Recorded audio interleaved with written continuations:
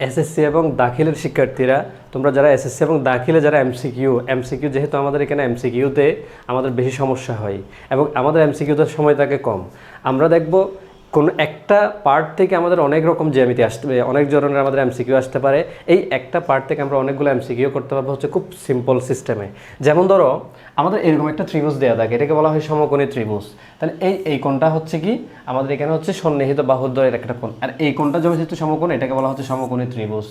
এখানে এটাকে বলা হয় অতিভুজ, এটাকে বলা হয় ভূমি, আর এটাকে বলা হয় লম্ব। ওকে, তাহলে অতিভুজ, ভূমি, লম্ব। আমাদের ধরো একটা মান দেওয়া আছে cos θ সমান হাফ হলে tan θ সমান কত, এরকম যে কোনো মান দেওয়া থাকতে পারে। cos θ দিতে পারে, tan θ দিতে পারে, sin θ দিতে পারে, sec θ দিতে পারে, cosec θ দিতে পারে। তো আমাদেরকে কয়েকটা পার্ট শুধু আমাদেরকে জানতে হবে। cos θ, তাহলে cos θ এর ক্ষেত্রে আমরা জানি cos θ সমান হচ্ছে ভূমি বাই অতিভুজ, ভূমি বাই অতিভুজ।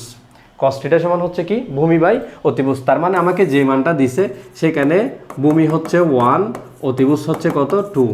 তাহলে ভূমি হচ্ছে 1, অতিভুজ হচ্ছে 2। এখন দেখো আমার লাগবে কি tan θ, আমার লাগবে tan θ মানে হচ্ছে লম্ব ভাই ভূমি। তার মানে আমরা এখান থেকে ভূমি তো 1 আছে, ভূমি 1টা সরাসরি বসাই দিতে পারবো, কিন্তু লম্বটা কি বসাতে পারবো আমরা?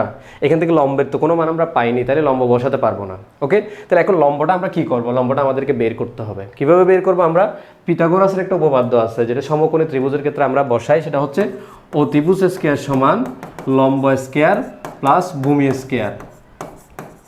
অথবা তুমি এটাকে এইভাবে চিন্তা করতে পারো, অতিভুজ সমান √, লম্ব স্কয়ার প্লাস ভূমি স্কয়ার। ওকে, এখন এখান থেকে যদি তোমাকে লম্ব বের করতে বলে তবে তুমি লিখবা অতিভুজ স্কয়ার সমান অতিভুজ স্কয়ার মাইনাস ভূমি স্কয়ার। আর যদি ভূমি বের করতে বলে তাহলে √, অতিভুজ স্কয়ার মাইনাস লম্ব স্কয়ার। এই তিনটে সূত্র আমরা এখান থেকে মনে রাখবো। আমাদেরকে মৌখিকভাবে বের করে ফেলতে হবে, কারণ আমার এখানে যখন এমসিকিউ দেওয়া থাকবে তখন আমার কোনো খাতা কলম থাকবে না। তাহলে এরকমভাবে যদি আমরা মৌখিকভাবে বের করি, দেখো লম্ব বের করতে বলছে মানে আমার এই সূত্রটা।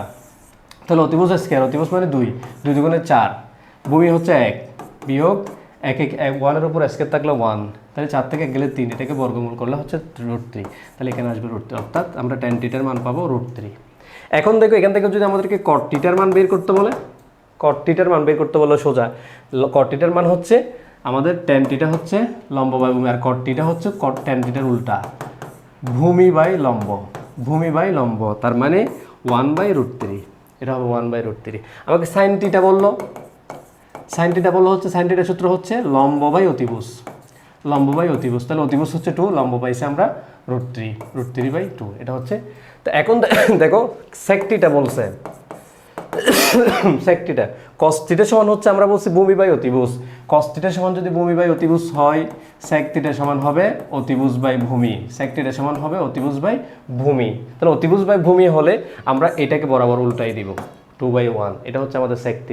এবং cosec θ এর মান কিভাবে বের করব? cosec θ হচ্ছে অতিভুজ বাই ভূমি, অতিভুজ বাই ভূমি। তাহলে আমরা অতিভুজ পাইছি এখানে 2, ভূমি পাইছি হচ্ছে 1, এটা হচ্ছে আমাদের cosec θ এর মান।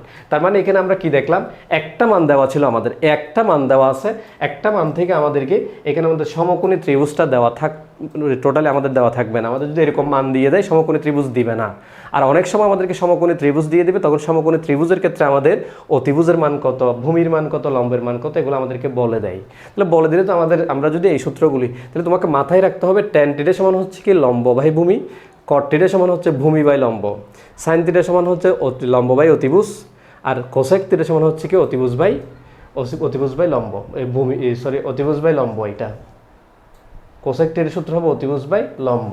অতিভুজ হচ্ছে আমাদের কত এখানে 2, আর লম্ব হচ্ছে √3।